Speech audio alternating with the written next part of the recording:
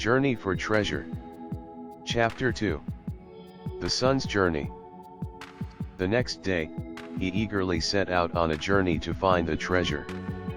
He had to travel really far across borders, forests, plateaus, and mountains. Days turned into weeks, and weeks turned into months.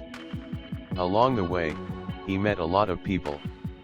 Some helped him with food and shelter, while others tried to rob or cheat him. He experienced the best and worst of humanity on his journey. Slowly, the seasons changed, and so did the landscapes. When the weather was unpleasant, he halted for the day and continued his journey when the weather cleared. Finally, after a long year, he reached his destination. It was a cliff, and the map showed the treasure being placed below the cliff, under a tree. Upon spotting the tree, he began to dig the ground. He searched and searched around it, under it, and over it, but found nothing. He spent 2 days looking for the treasure, but by the third day, he was so exhausted that he decided to leave. Disappointed over his father's life, he headed back home. On his way back, he experienced the same changing landscapes and seasons. This time, however, he halted to enjoy the blooming flowers in spring and the dancing birds in monsoon. He stayed in places only to watch the sunset in paradise or to enjoy pleasant summer evenings. Since his supplies were over by then, he learned to hunt and make arrangements for his meals. He also learned how to sew his clothes and shelter himself. He was now able to determine the hour of the day by the position of the sun and plan his journey accordingly.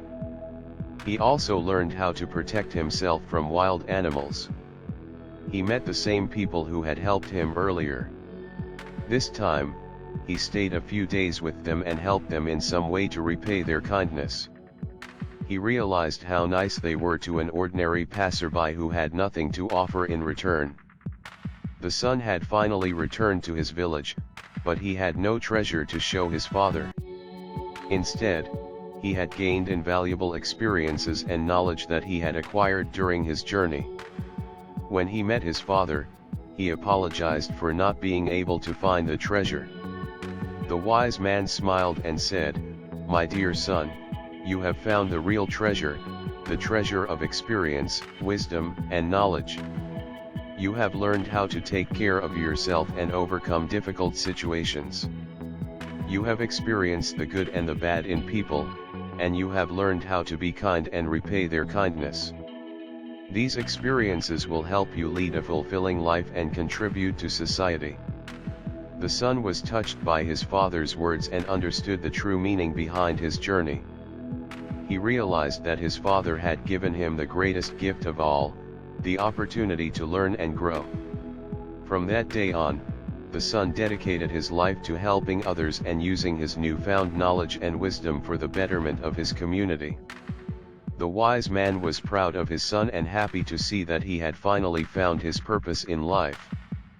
He continued to be a respected leader in the village, and the son became a wise and respected member of society as well.